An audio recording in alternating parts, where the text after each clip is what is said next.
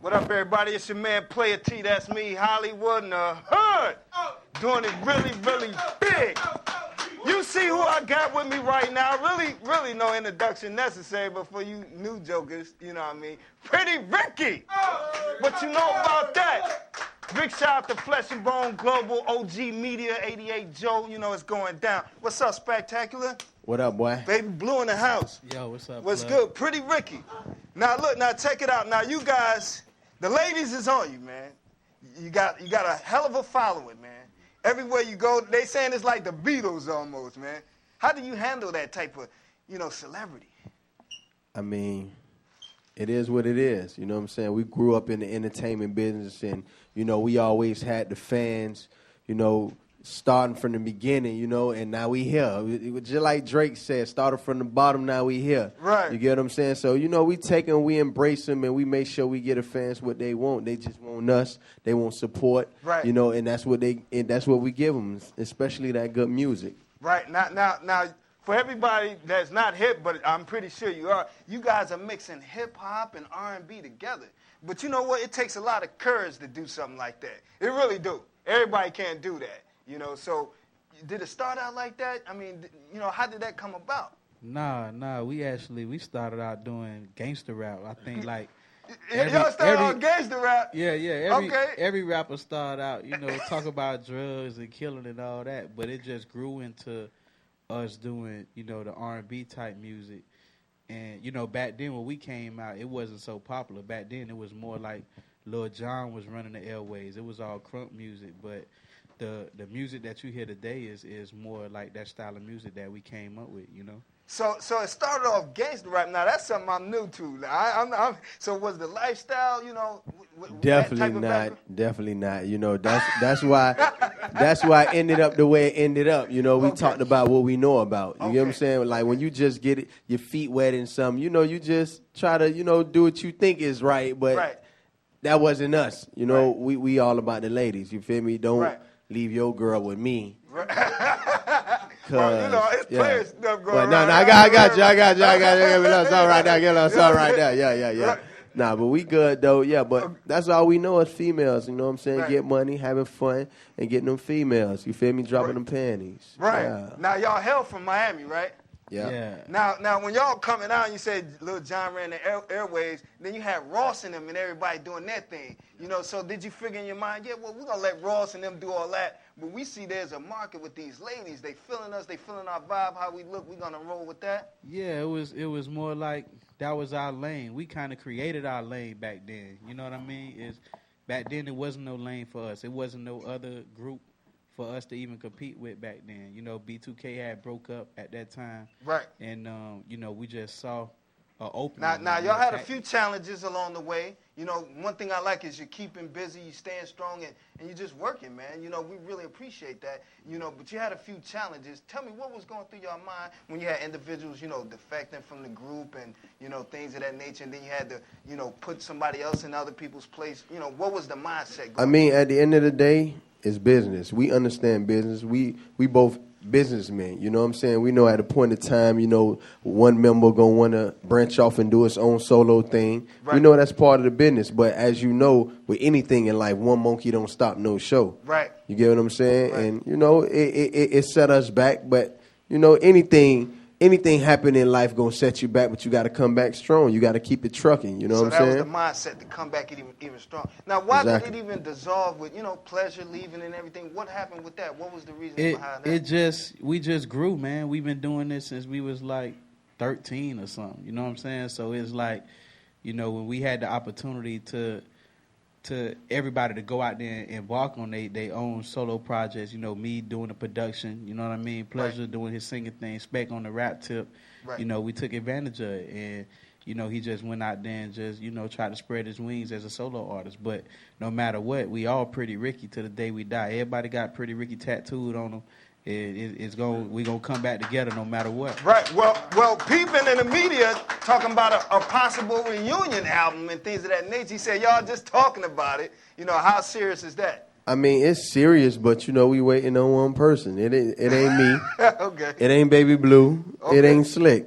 So we waiting on that. So when that person get his head right, then you will see it. Until then, we waiting on that one monkey. Right. Now, you mentioned Slick. Now, everybody knows Slick going through his transgressions, you know.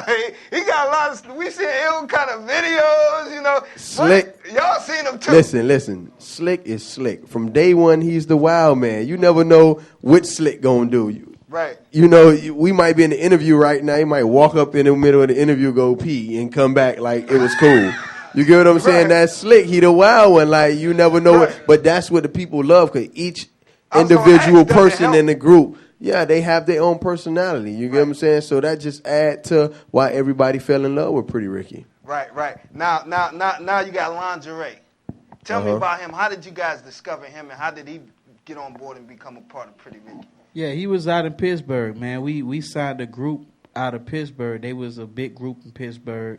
They got the key to the city, and we had him on our label. So while we was recording Late Night Special or whatever, they was behind the scenes, and he was just very talented vocally, you know what I mean? And then at that, it started out with us just doing shows. Like, we had a tour over in Japan, a tour over in Europe, and he came out and he did vocals over there. And then, he just fit in, man. He was already family, so it only made sense.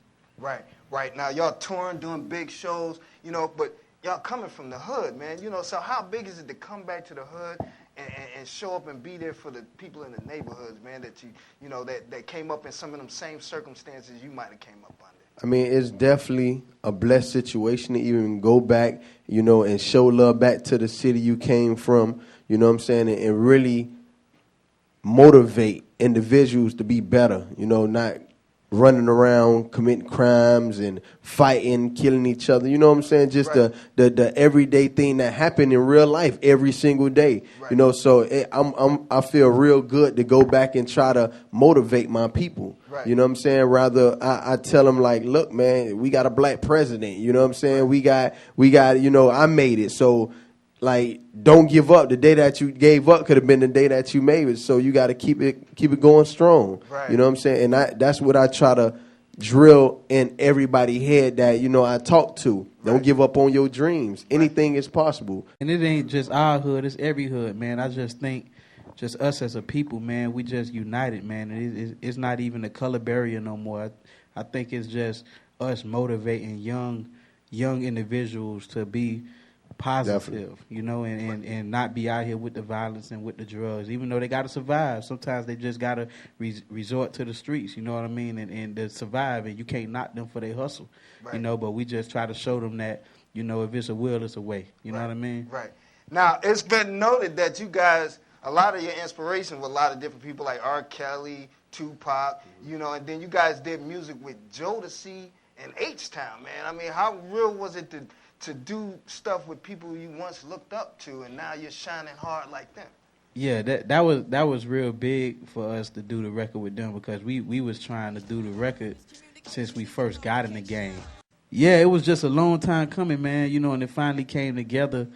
And I think that was real big for us, being that we do R&B music. Another high point was the record with Snoop, because, that's like the first rap songs me and him ever learned was like Snoop and Tupac. We used to ride around on the bicycle singing their stuff all day. You feel me? Now we said new members in the group, Lingerie down with you guys. Now tell me now, what are you working on now to facilitate that?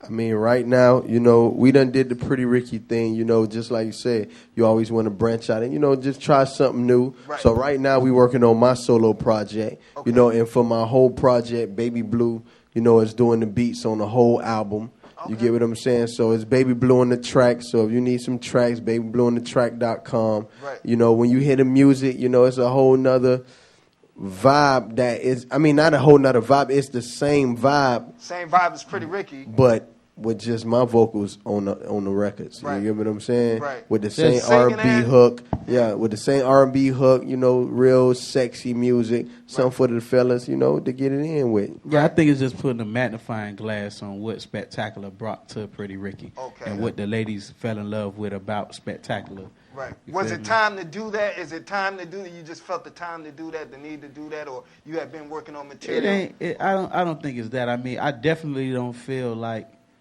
there's anyone in his lane, you know what I mean, to compete with him with what he does. Like, if you think about it, you know what I mean, who's really out there making that sensual, sexual, you know, bedroom captivating R&B music right now, especially as a rap artist. Like back in the days, LL Cool J had that lane on lock. Right. You know what I mean? And that's totally, you know, his lane that he in right now. But I mean, I don't think it's about timing or anything. It's just this what we do, man. We do music for a living. We get up, we wake up, we eat, sleep, and shit music. You feel me? That's what it is. Now you doing all the production on Spectacular Joint and stuff like that. Have you worked with any other artists doing their production? Yeah, everybody, man. Well, I did the track on the Jodeci record that you talking about. Okay, I'm I did that right. track. It was Snoop Dogg, Trick Daddy, man. Everybody you could think of, man. We work with everybody. When them guys ripped the track, you know, what did it make you feel like, man? You know, you made the beat, you produced the track, and then some guys that you once looked up to, now you rocking with, and they ripped it. I mean, okay, it's when I sent the record out to Snoop, you know, we had to wait on the record. You feel me? So that was dope. You feel me? I had to wait on him and shit. Right. You feel me? Right.